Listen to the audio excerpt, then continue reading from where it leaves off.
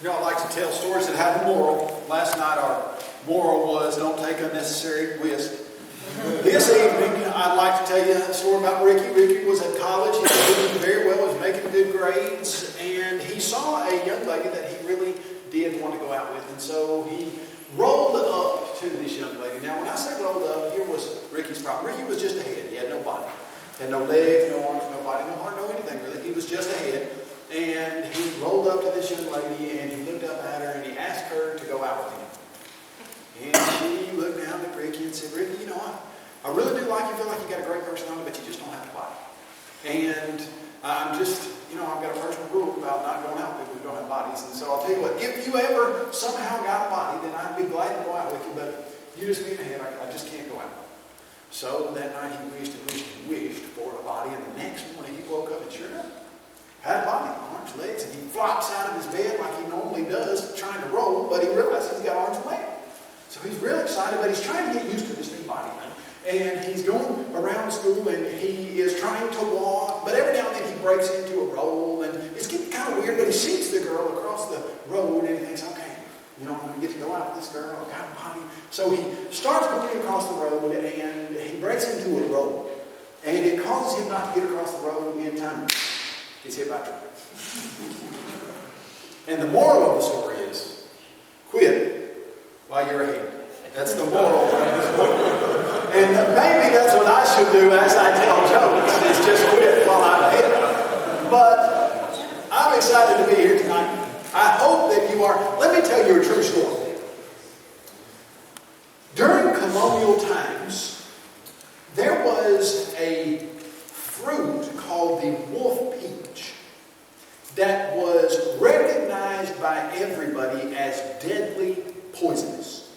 In fact, in the colonial areas that had this particular plant with this particular fruit on it, they were warned to stay away from it, explained to their kids that if you ever bit any bite of this, it would kill you dead. It was terribly poisonous. Well, one of the people that had been told that all of his life went over to Italy on a special trip, and in Italy he was flabbergasted as he watched people eat wolf peaches. And of course, the first time he saw somebody eat one, he thought they were going to fall over dead immediately. They didn't fall over dead at all. And so he started asking them, do you guys just eat these things? And they said, oh, yeah, great, we love them. He said, you mean you just eat them? They said, yeah, we've been eating these for years. What are you talking about?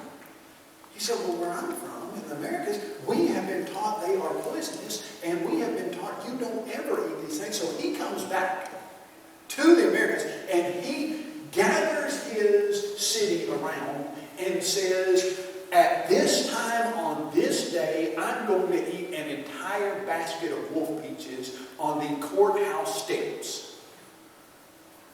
Well, imagine making a pronouncement like that, as everybody had been taught their whole life that these were dreadfully and terribly poisonous. So a huge crowd shows up to watch him, and they truly believe that he's going to fall over dead. So he's got a basket of them right in front of him. He picks one up, takes a bite out of it, eats it, picks another one up, takes a bite out of it, eats it. Eats several of them right in front of all of the people who are watching with their jaws dropped, eyes as big as stars. They just can't believe it. Nothing happens to them. And we've been eating tomatoes ever since. You see, people thought for years that tomatoes were absolutely deadly poisonous. But they weren't. They were wrong, weren't they? I tell that story to say some things that we've heard for years and years and years, and that people have affirmed and accomplished. Some things are right. And that's exactly true. And that's exactly right. And we should, but some things that we've heard for years and years and years and years, that we've always heard this was the case, and this is how it is. Well, some things we've heard aren't right. And we need to make sure we assess what is and what isn't. And we don't need to hang on to ideas that have been passed along as correct, even though they're not. And I think we can definitely apply that to the idea of our discussion tonight. And the idea of our discussion tonight is dinosaurs. Now, I've been working at Apologetics Press for 20 years now, and if you were to ask me, what is your number one most often asked question?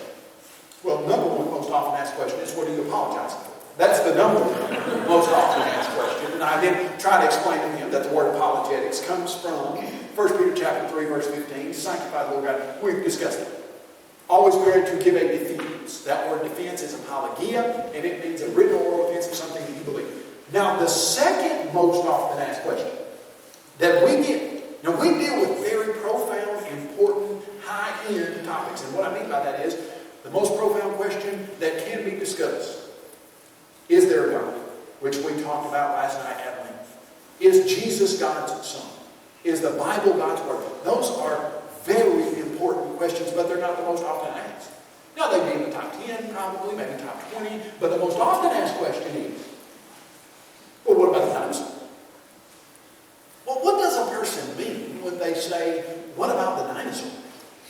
Why is that a question that someone would ask a person like me who is a defender of Christianity and the Bible? Well, here's why.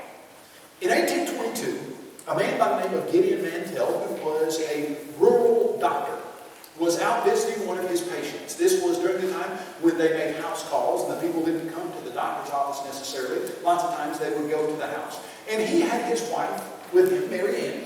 And not only was Gideon Mantell a medical doctor, but he collected fossils. He collected the remnants of living organisms that are preserved in rock. And up to that point, he had mostly found fish and things like snails or trilobites or plants, things like that. But as he was taking care of his patient, his wife, Mary Ann, came across a pile of rocks on the side of the road. Now, the way that the people then would fix their roads when they got potholes, they would put piles of rocks on the side of the road, and then when a pothole was forming and it needed repair, whoever lived closest to that area would just go to those piles of rocks and put them in the hole and fix the hole. Well, she looked down, she was looking at this pile of rocks, and she saw a fossil. And she knew her husband would be very interested in this particular fossil because it wasn't like any that they had seen up to this point. In fact, she looked at this fossil and it looked like a tooth. Except it was bigger than any tooth anybody had ever seen, especially Mary Ann. And so she took it back to her husband. She showed it to him and said, have you ever seen anything like this? He said, no, I don't have a clue what this is. This was in 1822 in Sussex, England. So they started taking it to anatomists. People who study the anatomy of animals. And one anatomist said, well, it's got to be a rhinoceros because of the size. And they said, does it look anything like a rhinoceros tooth? And the anatomist said, well, no, it doesn't look anything like a rhinoceros tooth, but it's big like a rhinoceros. Or an elephant or something. But it didn't look like any of their teeth until they arrived at the fact that it looked just like some animal's tooth. An iguana. Except it was 20 times bigger than any iguana tooth anybody had ever seen. And so they named whatever creature had this particular tooth, they named it the iguanodon. That word don, D-O-N, you have heard it before if you've ever had braces. You go to the orthodontist because that word don means tooth. And iguanodon simply means iguana tooth. Whatever creature this was, it had a tooth like an iguana, except it was 20 times bigger than any tooth that anybody had ever seen that was from a regular-sized iguana. Well, that started in 1822. That started a rush to find these fossils of huge animals that lived in the past.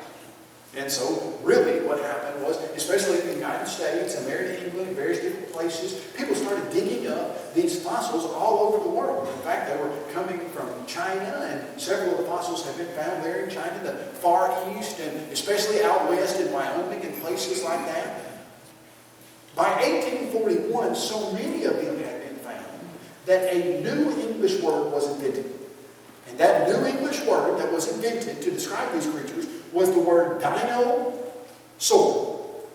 And the word dinosaur means fearfully great or really big or terribly great lizard.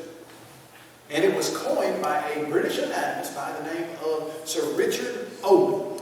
And Richard Owen said, we found so many fossils of these creatures that in the past there was some group of massively large lizard, reptile-like creatures that we're going to name dinosaurs. And since 1841, that idea of dinosaurs has captivated, especially the American public, and now I think globally, worldwide, has captivated basically every young person's interest that has ever been told about some of these amazing, incredible, outstanding, remarkable, huge lizards that lived in the past. Like a Tyrannosaurus rex. Most of us have heard of a Tyrannosaurus rex. If I were to talk to you some about how big a Tyrannosaurus rex was, did you know that a T-Rex had a skull that was 5 feet long? Actually 5.5. So you're looking about that long is how big a Tyrannosaurus rex skull was. It had massively powerful jaw muscles and a mouth filled with 60 razor-sharp, serrated teeth. Now, here's what I find so interesting. And you know the difference between like just a flat butter knife and a steak knife? Well, what's the difference? That flat butter knife, depending on how high-tech your butter knife really is, some of them have little tiny micro serrations on them, but lots of them are just straight flat. They don't have anything on the edge. They don't have any little saw-like teeth. If you take a Tyrannosaurus rex tooth, some of them are 13 inches long, bigger than any banana you've ever seen, and you turn it on its edge down the sides of a Tyrannosaurus rex tooth, it has literal sawtooth serration that's designed to cut through meat just exactly like a steak knife. You know, 5.5 foot long skull that had 60 razor-sharp pointed, then serrated teeth, and they suggest it could bite off a single bite of meat that weighed 500 pounds in one bite. You know, I mean, just one or two of these whole rows of people, just all of them. Now, that's interesting. So what's the problem? I mean, why do we get the question on that? Because, like a mother that sent this email to us, she said, I'm losing my 15, almost 16-year-old right now. He's losing his fight. And dinosaurs were the place that it started. Why? I mean, we listen to that description of dinosaurs and think, oh, those are amazing, that's great. Why would those pose any type of a problem for a Bible believer? Because here's what's added on to the story of dinosaurs. Here's what's tacked on to the facts. There is an interpretation and a group of non-factual information that is hooked to dinosaurs, and here's what we're talking about. Some 220 million years ago, dinosaurs evolved from lower types of animals, and those dinosaurs ruled the planet for almost 170 or 60 years, 160 million years or so, and then 65 million years ago, there was a huge meteorite that slammed into the Yucatan Peninsula and killed massive amounts of animals, including all of the dinosaurs. 65 million years ago, supposedly went extinct because of this huge collision, because of this meteorite hitting the Yucatan Peninsula. And then humans evolved, supposedly, according to this idea, about 3 to 5 million years ago, in the form of lower primates, and then ultimately all the way up into modern humans. And so according to the evolutionary idea that is tacked on to every book, article, video, just about that any kid ever sees, no human being's ever seen a live dinosaur. And dinosaurs died out 65 million years before humans came on the scene. And dinosaurs and humans are separated by millions and millions of years. And, well, here's the issue. The Bible has a very different picture that it presents. In fact, if dinosaurs were land-living creatures, and they were, on what day does the Bible teach that they were created? They sinned. If humans were created according to what the Bible says, then on what day were they created? They sinned.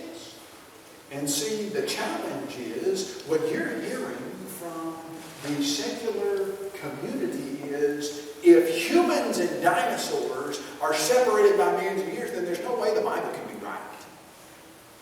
And then we as Christians are challenged with, if that's the case, then you've got to choose. You can have dinosaurs, you can have the Bible, but you can't have dinosaurs and the Bible. And what I'm here tonight to excitedly affirm and explain to us that yes, we can. We've always been able to. We've been told something like a wolf peach was poisonous, and it just hasn't been the case. And I'd like to go ahead and eat a basket of those So we can see that, hey, what we've always been told about dinosaurs in most every book, magazine, article, video, etc. that we've ever seen, is just not right. Humans and dinosaurs did live at the same time. They were created on the same day. There's absolutely not a single physical piece of evidence that would refute that at all. And the Bible story fits the evidence perfectly. And the millions of year separation doesn't fit it at all.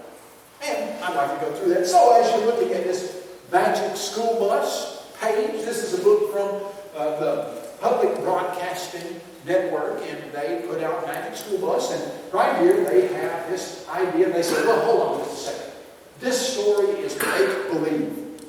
Well, why do they say this story is make-believe? And look at the kid over there on your right. There were no dinosaurs in the time of cave people. Now stop right there.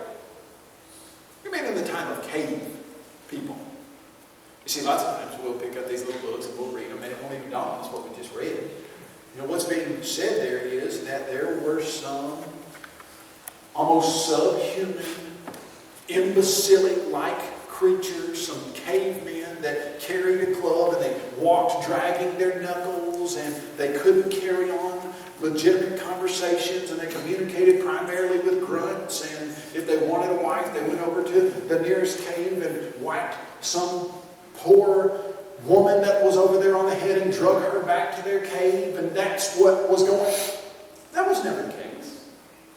Humans didn't evolve from imbecilic, unintelligent, subhuman beings up to what we are now. When God created Adam, was he intelligent? Oh, absolutely positive. Was he speaking to God in a very different way? Yes, not only that. Did God commission Adam with several very important jobs, like to keep the garden and to tend it, and the very first day he was born, give him the job to name all of the animals? Absolutely. Now, I was talking to some kids the other day, and this little kid looked at me.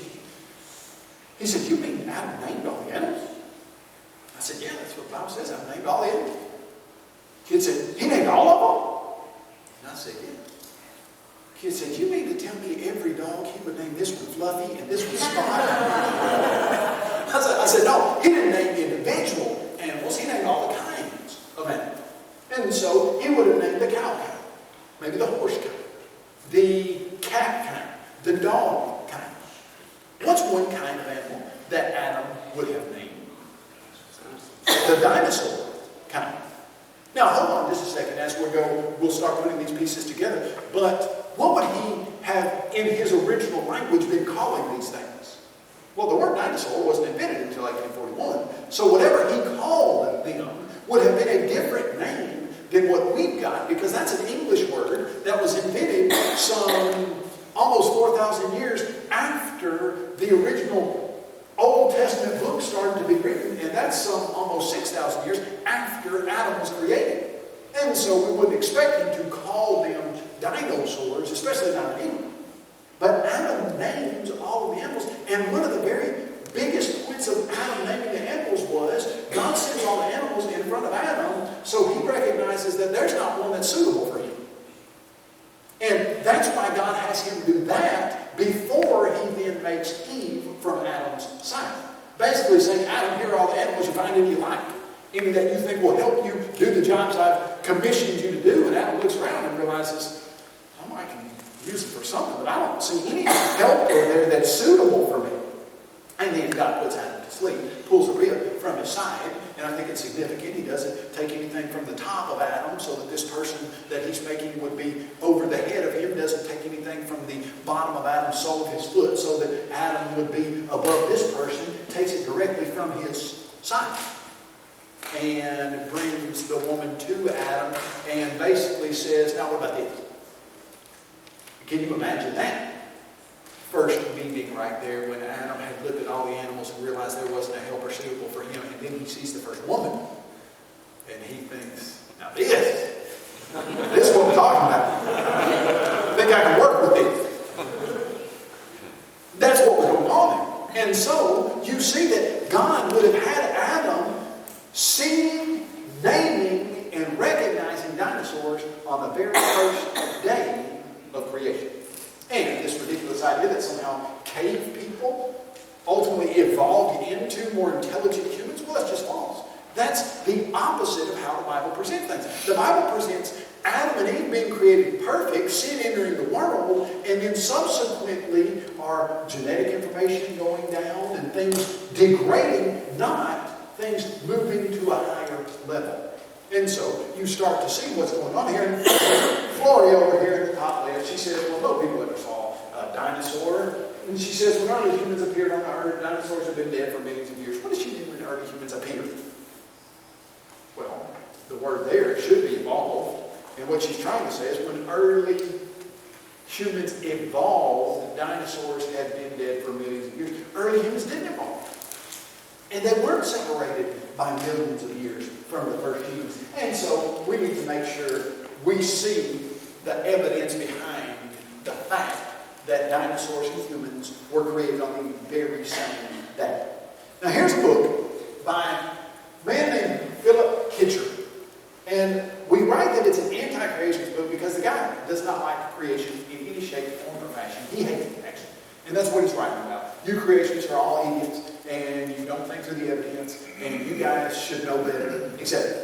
But in the course of this, he says that if you could find solid evidence that would put humans and dinosaurs together at the same time, now watch it, he said that would shake the foundations of evolutionary theory. Now, if that doesn't excite you guys, that's the most technological, advanced slide I've got. And so, it's all downhill from here.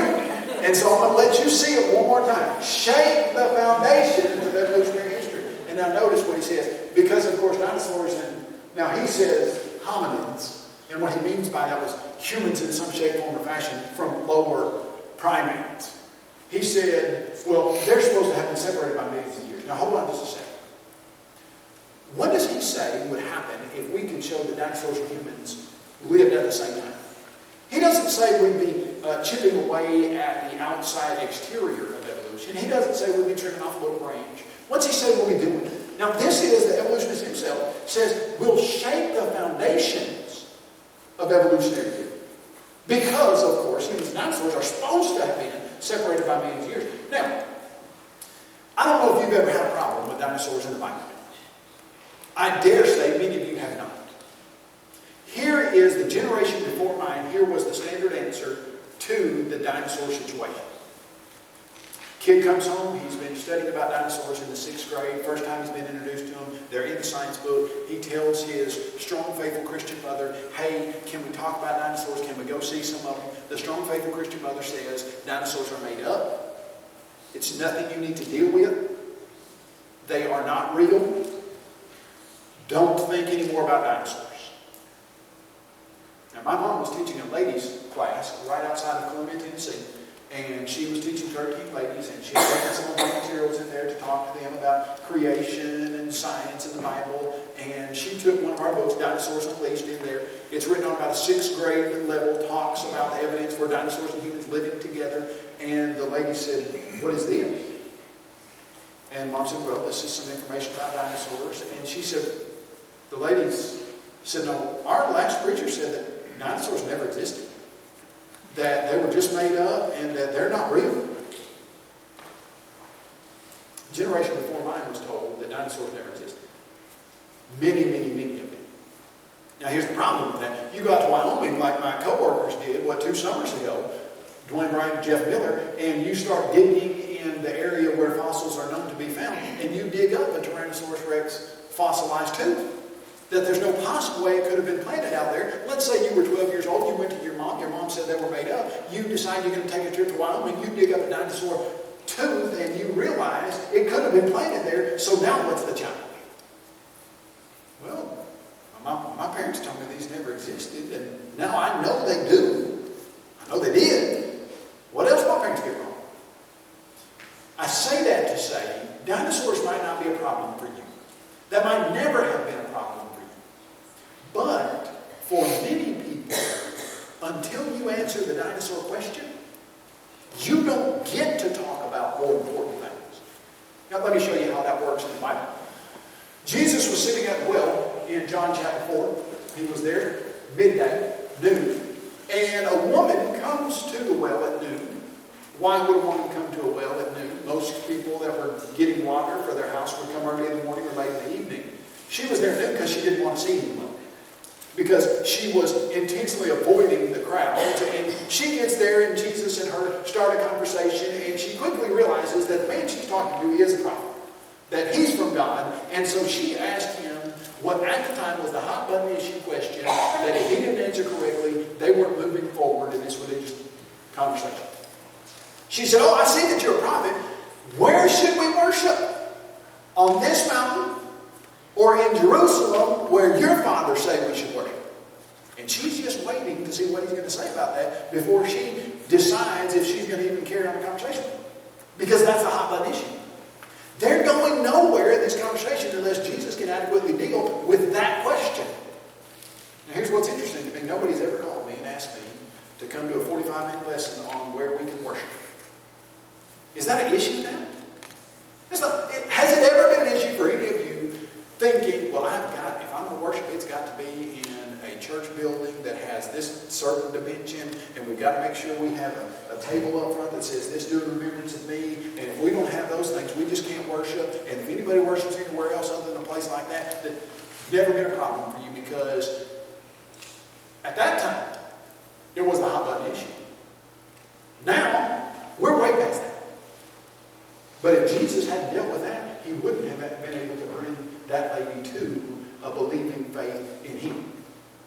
And so that's what we're dealing with. We're dealing with one of those questions that when someone poses it to you, you need a good answer for it. And what is the answer?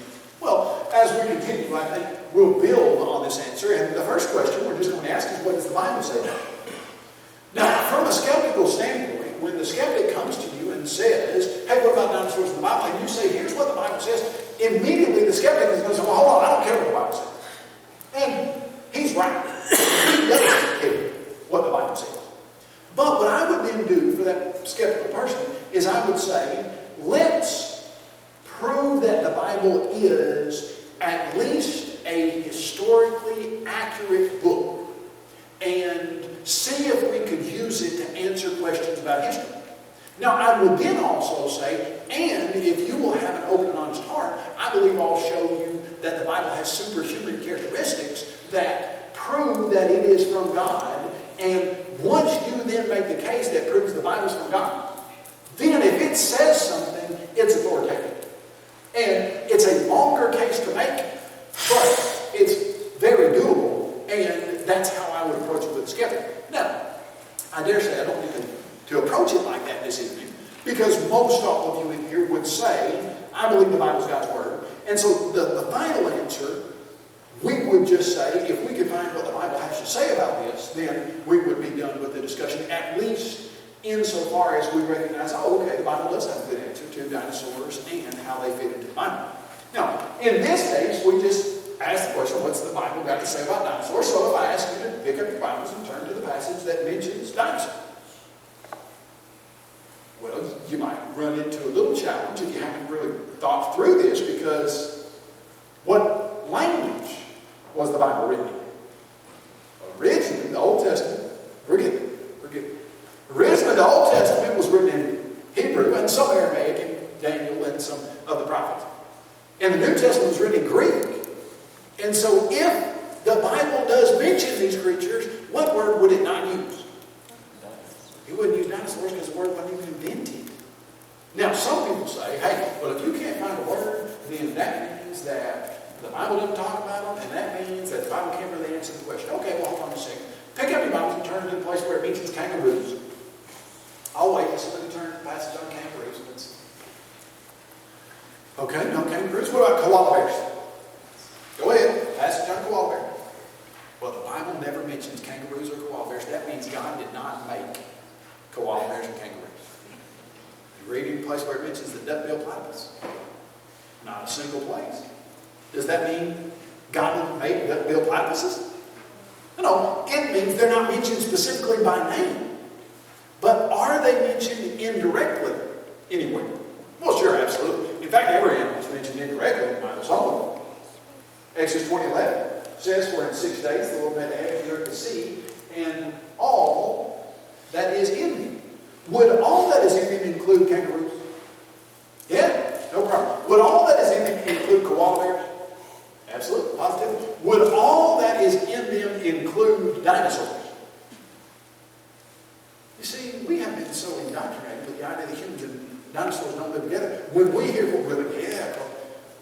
kangaroos, yeah. Dinosaurs.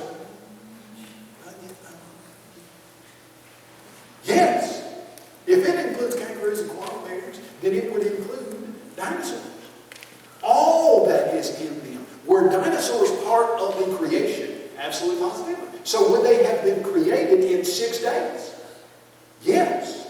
So does the Bible indirectly talk about dinosaurs? Certainly does. In fact, when you go to Genesis chapter 1, and it mentions that God created all of the land-living creatures on day 6 and told them to multiply after their own kind, did dinosaurs live on the land? Yes. Were they land-living creatures? Yes. So did God create dinosaurs on day 6? Yes. Because they were land-living creatures. Very easy to understand. It's not hard to do. But then we ask ourselves, okay, is there maybe a place that more specifically talks about dinosaurs? And so we go to, I think, what several of us have probably understood it. If you have availed yourself of the Creation Museum, that is just about 8 minutes down the road, Reed and I got to go to it today. And the Creation Museum teaches a lot of really, really good stuff about science and the Bible. There are some things that I would challenge the teaching there from the Creation Museum, especially on the plan of salvation. I don't think they have that right at all. But there are lots of good pieces of information that they deal with, especially about dinosaurs, and they show you that, okay, hold on just a second.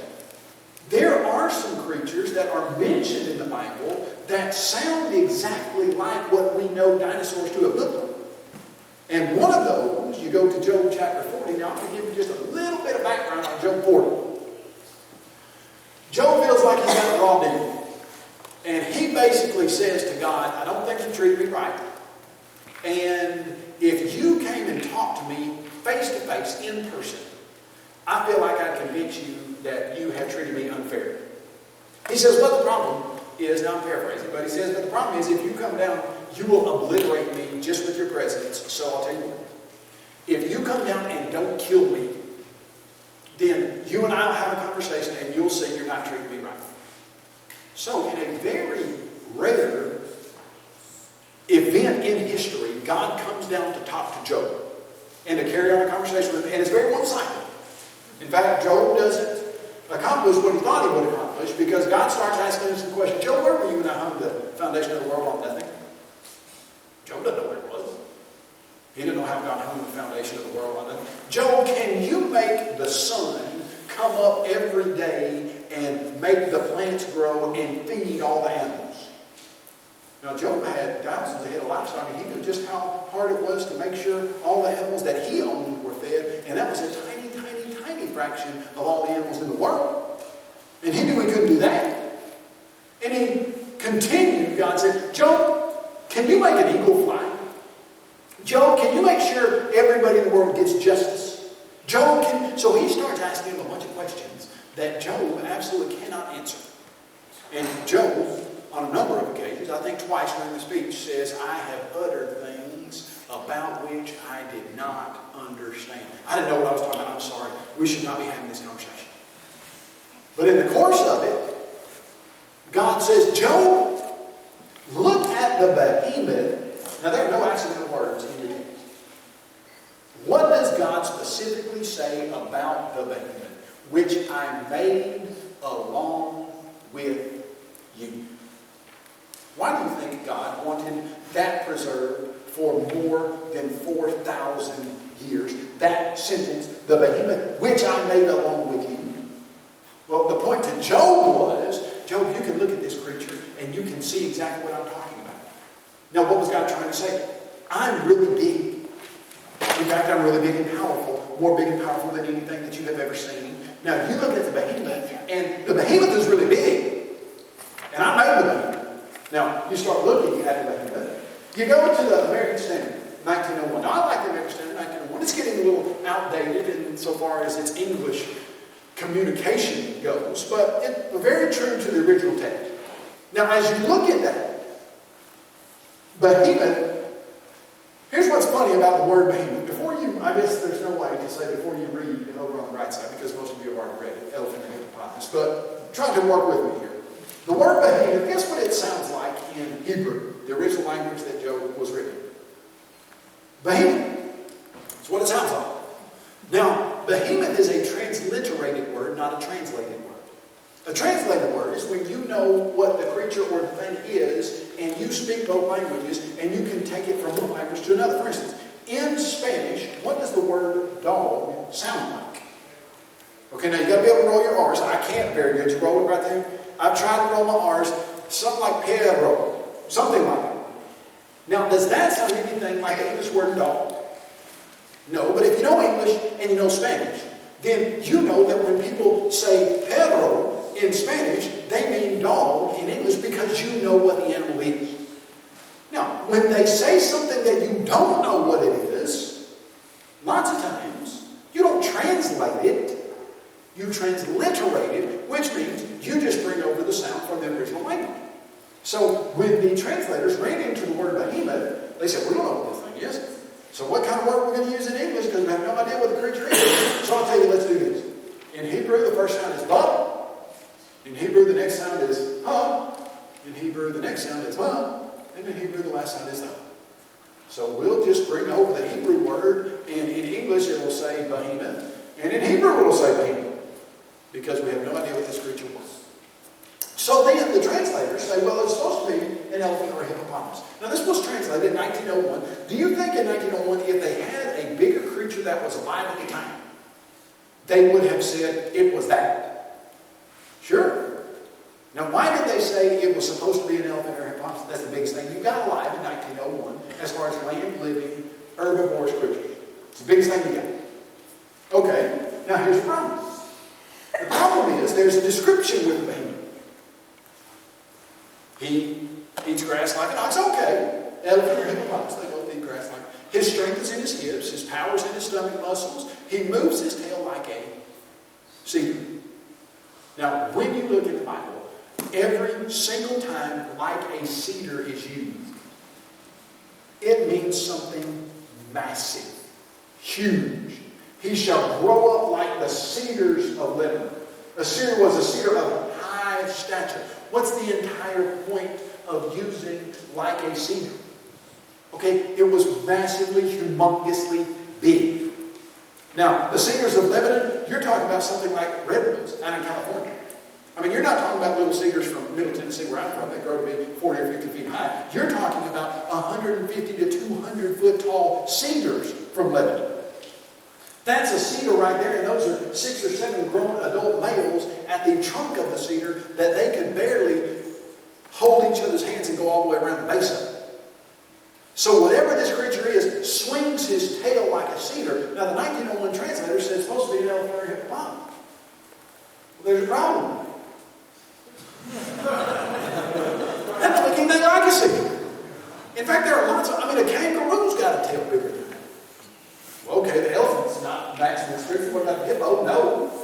Ironically, the hippo has a tiny little tail that's designed basically to spread feces in the river out evenly.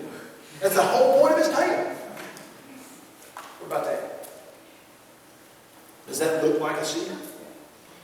Absolutely, positively. Now, why in the world would a person, if they knew dinosaurs existed from creation, and they read the book of Job that talks about a creature that has a tail that swings like a cedar, and the description matches a huge plant-eating dinosaur perfectly, why would they force themselves to say, well, it's supposed to be an elephant or a hippopotamus, even though that doesn't match the description? Why? Because that's what they've always been told. No human being's ever seen a live dinosaur, and if we say that, the scholarly world would think we are idiots. We cannot put our reputation on the line like that. And so even though this description matches a plant-eating dinosaur perfectly, we can't say it's a plant-eating dinosaur because we've always been told in every book, in every article, in every film, in every video that no human being's ever seen a live dinosaur. That's what we've always been told. But what we've always been told is wrong. And this matches the description of a plant-eating dinosaur perfectly. And if you're going to say, what does this creature sound the most like?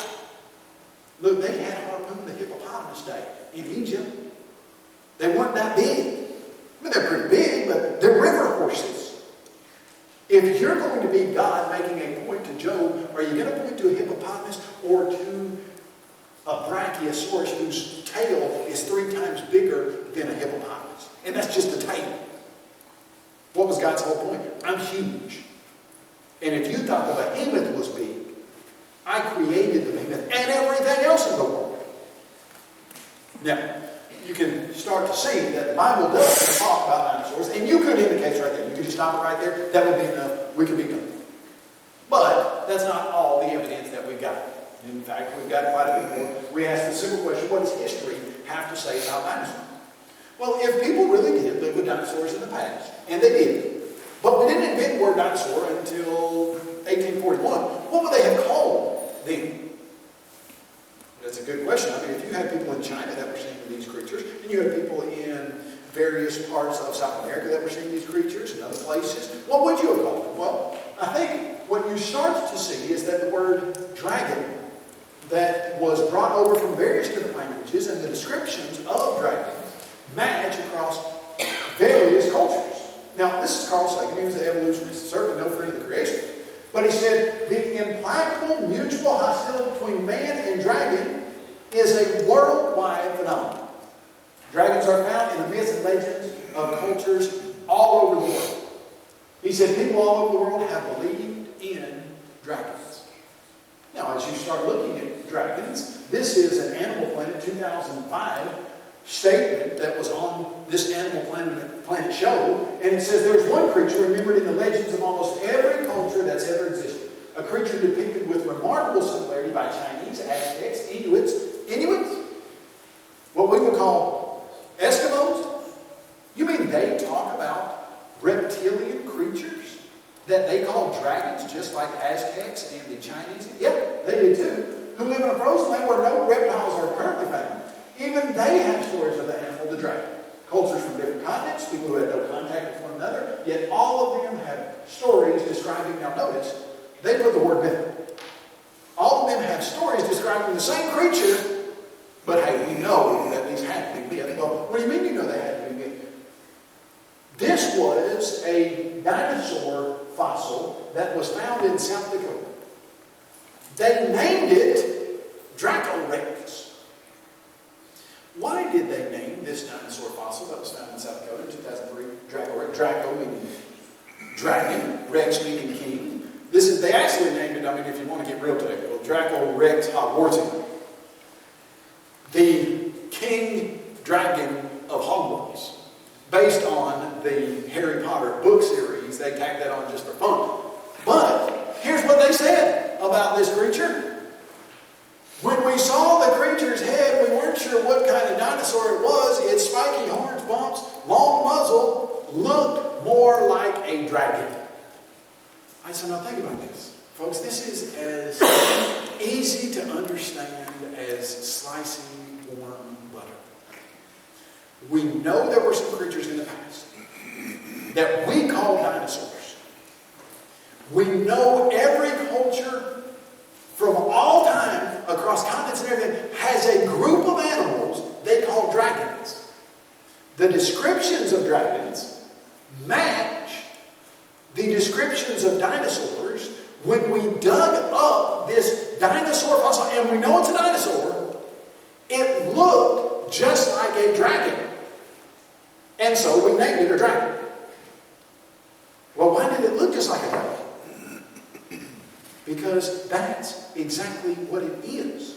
Now, lots of us think, well, hold on just a second, Kyle. You talking about those dragons that fly in the air and breathe fire and collect treasure and do all that kind of stuff? Well, surely some of the stories have been embellished, absolutely positively. But when you start looking in history at the stories of dragons, you will have things like the Chinese emperor that paid a service to a person who was the royal dragon feeder. He was in a paid position, he fed the dragon. You will find that in the list of naturalists who are writing list of animals, there'll be the deer, and they'll describe it as a four-footed creature. There'll be the dog, and they'll describe it as this. There'll be the dragon, and it has a long, pointy tail and bumpy spikes on the back of its head, and it'll just go right down the list. Not in any type of mythical or legendary context, right in a list of regular animals, just like any other animal would be. Now, does that make perfect sense according to the creation model? Yeah.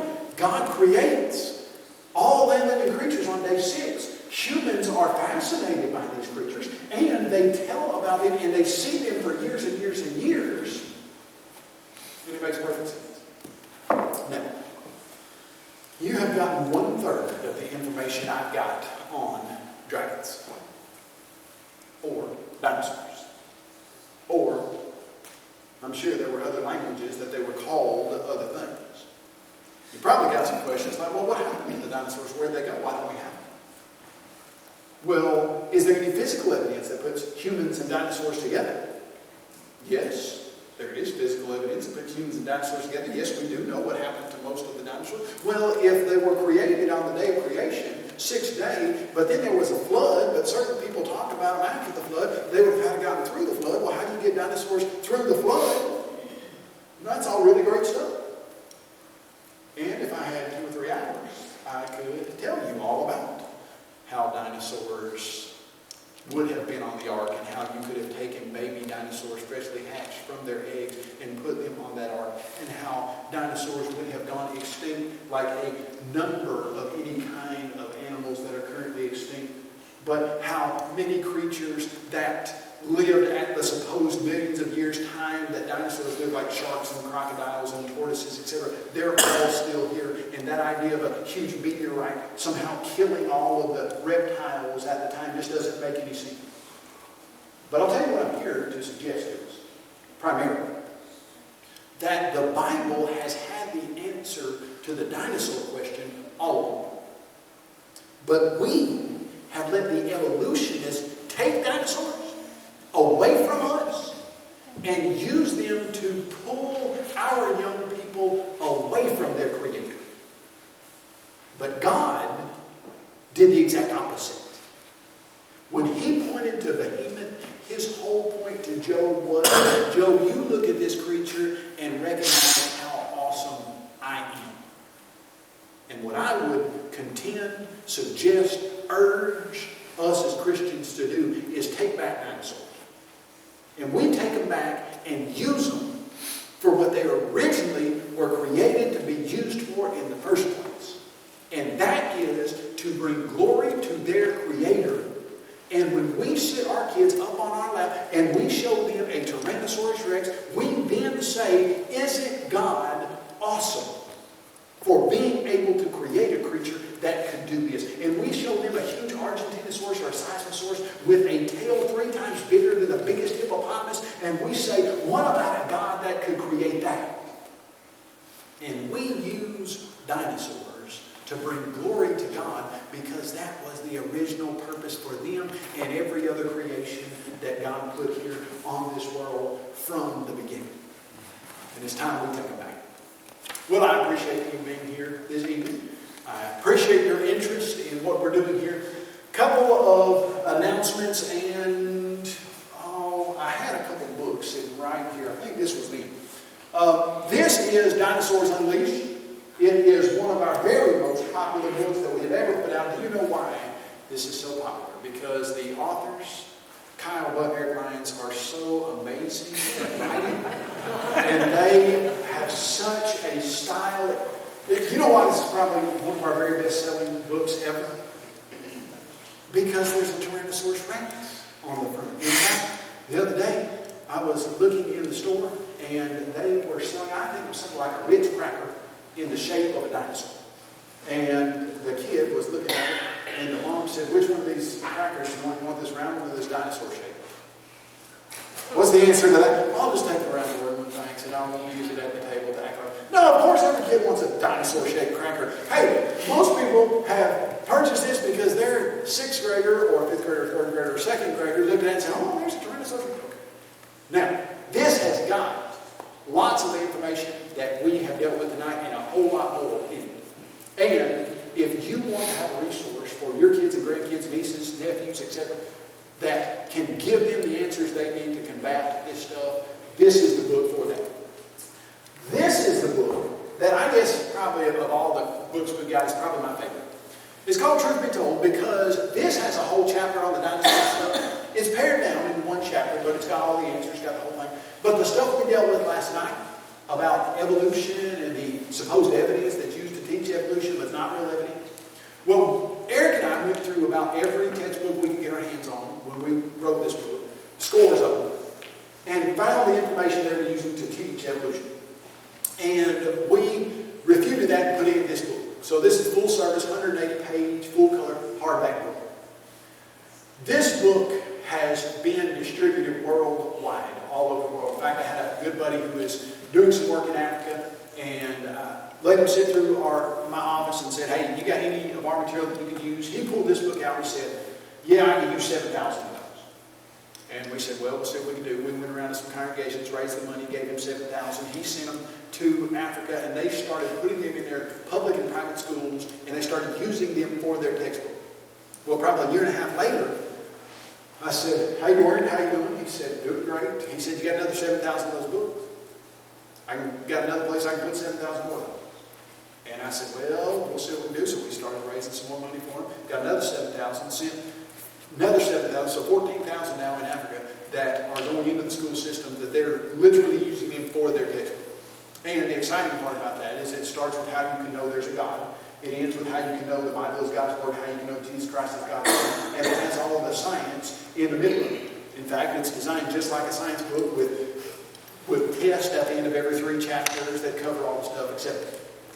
Now, let me tell you the exciting thing about this particular book. We have a mom who called us, and now that doesn't cost Dorian anything. When he says I need 7,000, we say we'll try to raise the money. We go and raise the money from congregations or people, individuals that want to help, and we send it to him. Because, of course, he doesn't have the funds to do that.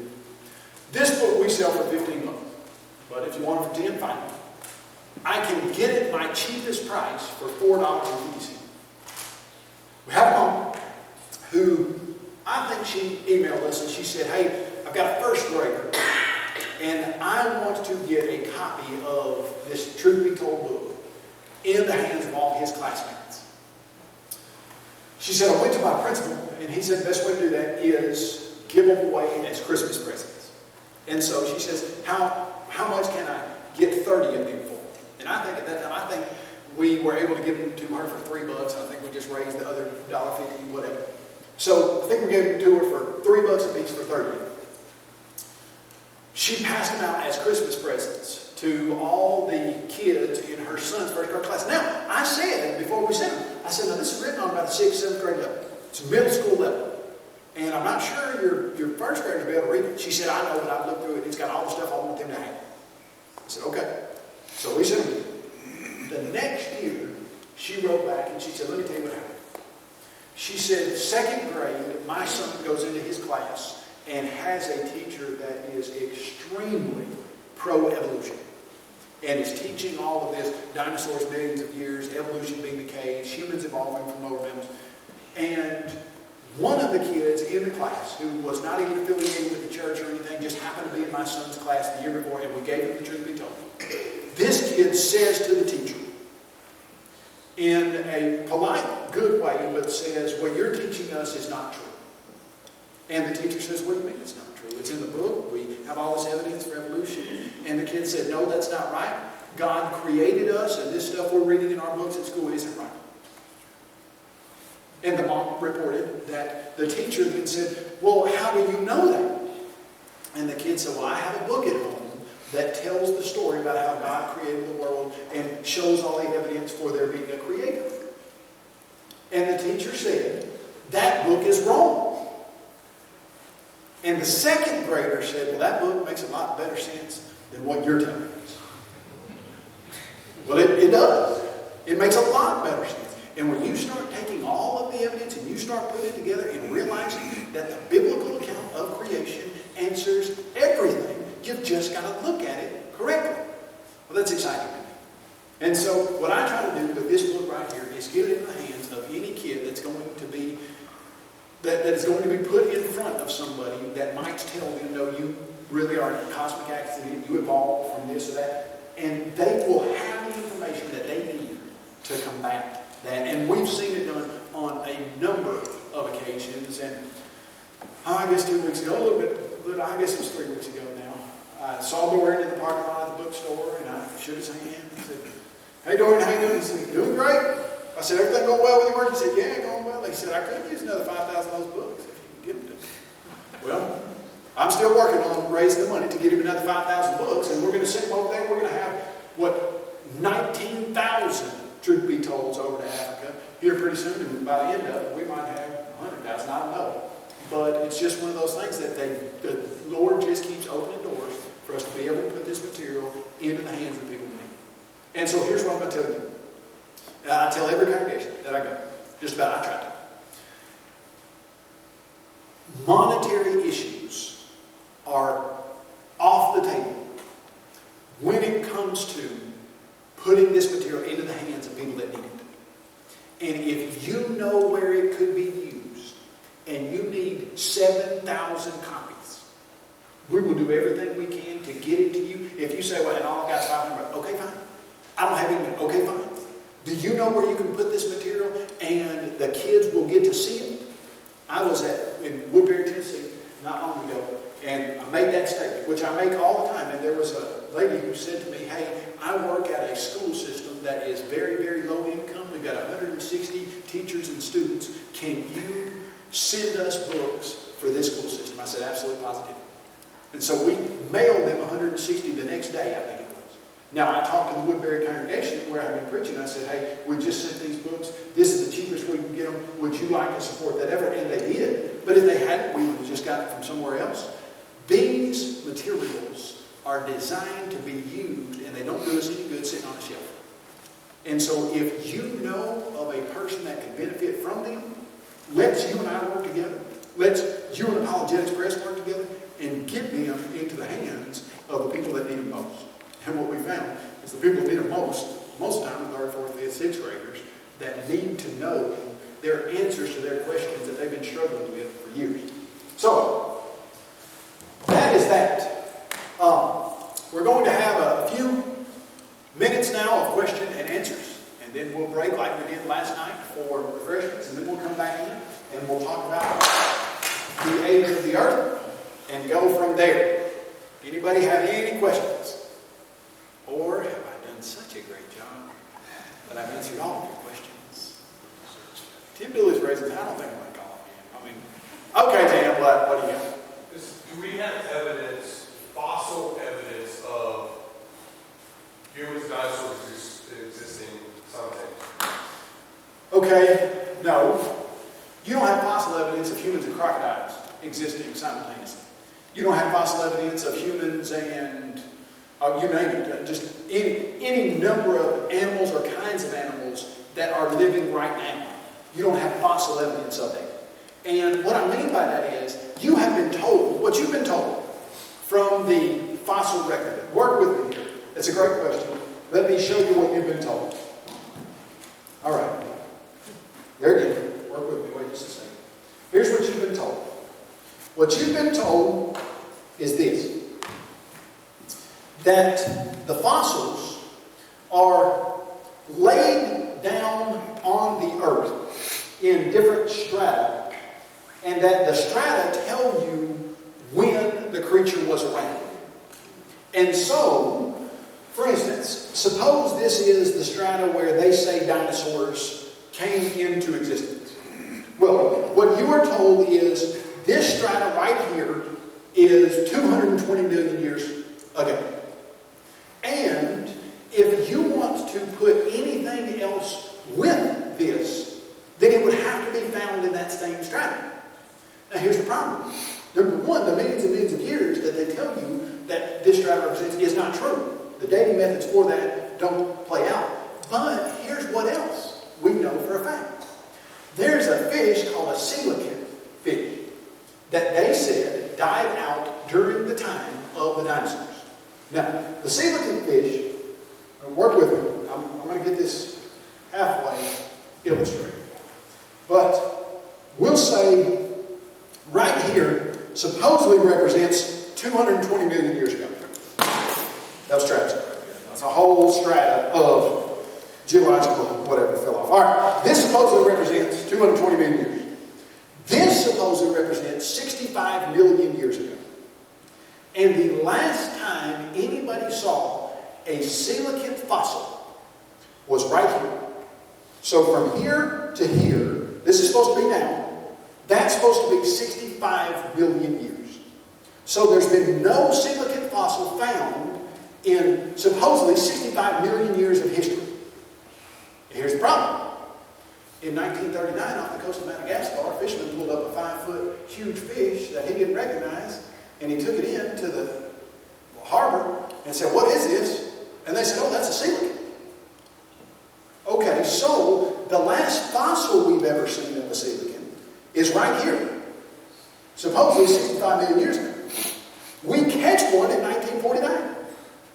So that means we know coelacanths were alive from the current day all the way at least till there, but there's no fossil that we've ever seen of them. And so what's it telling you about the fossil record? Well, it tells you that when something is found in the fossil record, it means absolutely positively nothing.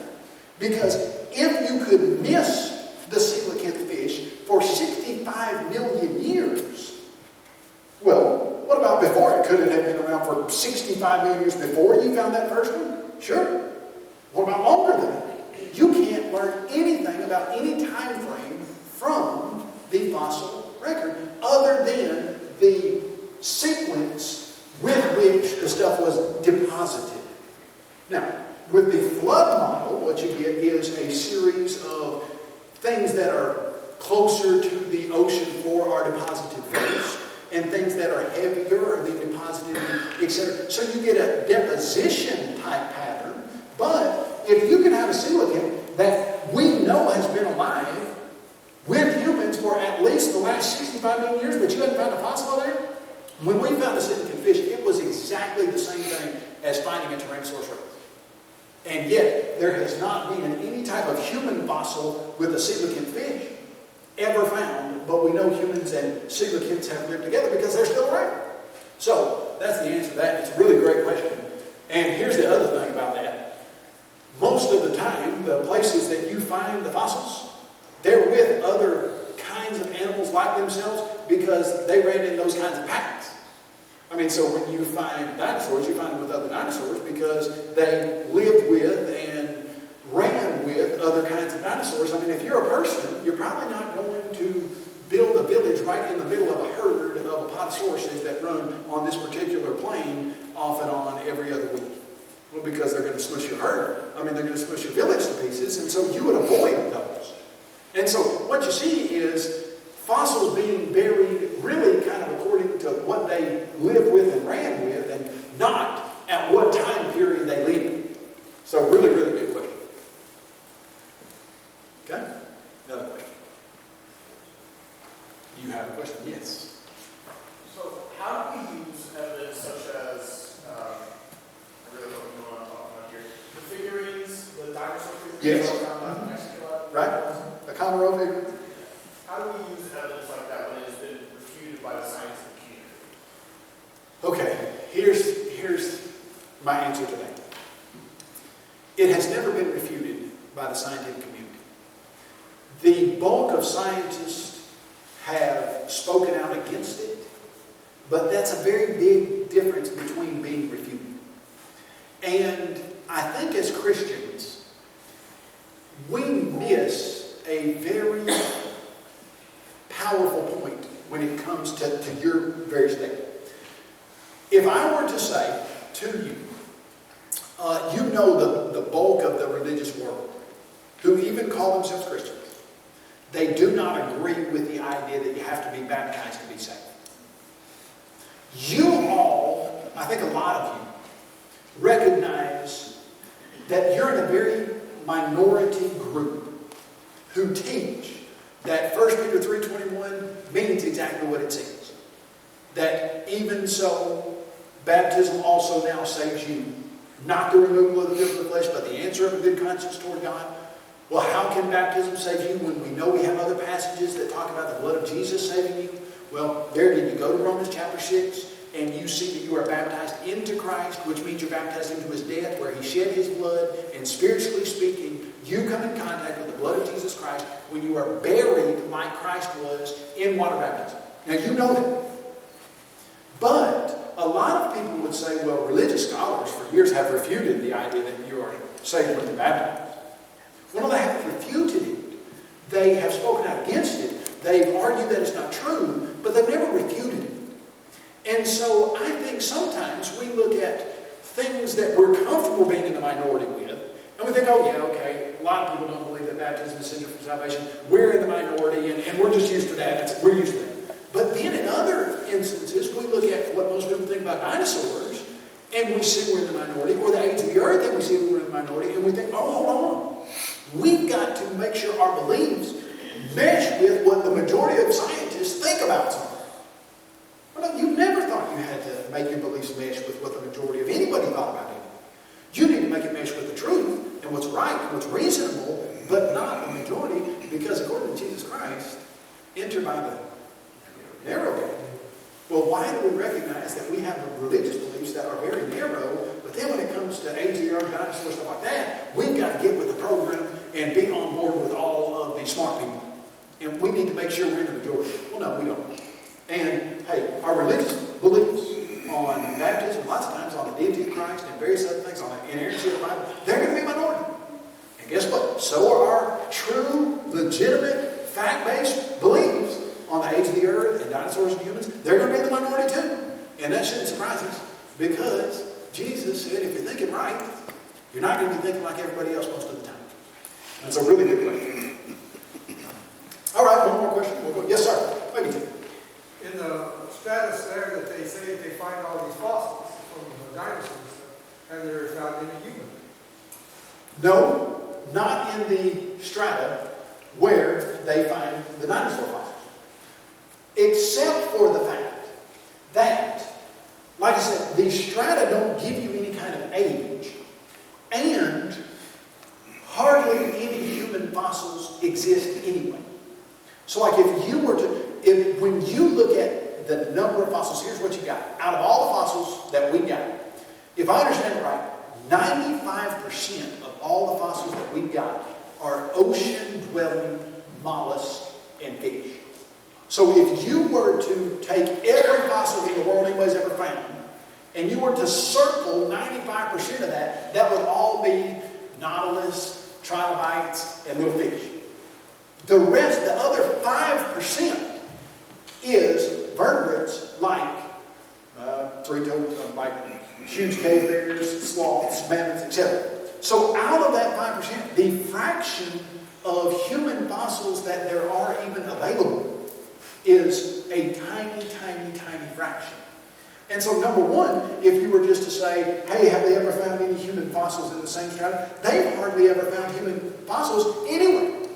And tons of the stuff that they label human fossils aren't even human. And so that makes the number of real human fossils even smaller than that. And really what you're then dealing with, I think, is just simply we hardly have any human fossils in the first place. And the strata don't give you any type of ages for any of the fossils in you. So, real good question. Yes, sir. So you talked about the demon from Job 40, final demon, the Brachiosaurus, Yes. and what would you say, like, the Leviathan from Job? Well, that's a great question. And it just so happens, if you were to have the book Dinosaurs Unleashed on page, let me see, it's one of my favorites. Right here is the Leviathan. Now, what would I say that is? Lots of times, if you hadn't seen something, you think it's really amazing. And you think, wow, I'm not sure I even believe that's true. What if I told you that there was a fish that looked like a snake, that lived in the water, that could produce 600 volts of electricity, enough to kill an adult human and stun a grown horse, but it has a blubber-type outer coating that keeps it from shocking itself? Would you believe that there's a creature that can live in water and produce 600 volts of electricity and not kill itself? I mean, you only got, 110 volt in your bathroom, and if you plug that in and stick your hairdryer in your bathtub, you're dead. 600 volts? Well, it'd be hard to believe that, wouldn't it? Unless you knew that the electric eel was exactly what I'm talking about. The electric eel is certainly a very real creature. If you've never seen that, it'd be unusual to you. Now, here's what's remarkable.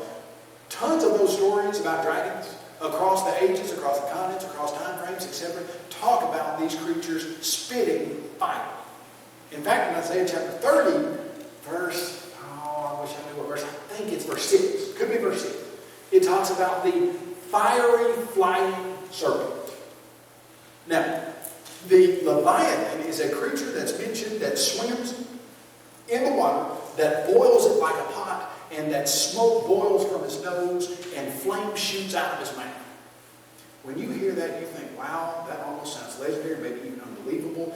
But if we know stuff like a 5-foot long electric eel can produce 600 volts of electricity, you know what we do find is on some of those dinosaurs, they have huge, empty, hollow caverns on top of their head made out of bone. Could those have been some type of place where they stored some type of gas that they could then shoot out and somehow make it light as they explode? Well, we've got a beetle that does just that. He's not very big. It's called the bombardier beetle. He's about this big, but he has 2 chemicals in his body that he shoots into a mixing chamber, and he heats them up to 212 degrees, the boiling point of water, and if a frog is trying to attack him, he literally blows an explosion of boiling chemical out his gun-like turreted back end at the frog's face. Now, it's pretty remarkable. He's little, but he shoots fire. But could you have that on a bigger scale? Absolutely positive. It's not unbelievable. So I'll tell you what I think Leviathan is. I think he's a huge, water-living reptile of some sort, because it talks about his scales, that had some type of biological ability to shoot something burning out of his mouth. That's what I'd say it was. And it matches all the dragon stories perfectly, and it matches what we know of certain creatures that today have those types of abilities. Now, if you wanted to see that explanation and hear more about the bombardier beetle, well, he's right there in our discussion of the Leviathan. Oh, you know, he's a really interesting creature. In fact, let me tell you just one little thing about him. Right here it is. The photographer was having such trouble actually filming him shoot this stuff out of his gun-like turreted back end. He could never, because it happened so fast. So they put some wax on the back of this bombardier beetle with a little wire that could detect when the chemicals were being mixed in his abdomen, so that right when that started, it would take a picture, and then they got some really good pictures of the bombardier beetle shooting this stuff. So, very good question. Thank you all so very much. We're going to take a break. We're going to take a 3-minute break. There'll be plenty of time for you to get refreshments and things, and we'll be back here at 8:23. No, okay. We'll be back here about 8:35. And we will wrap it up at about 30-35 minutes of a discussion on the age of the earth that I think we'll find very interesting and very helpful. So, you're dismissed until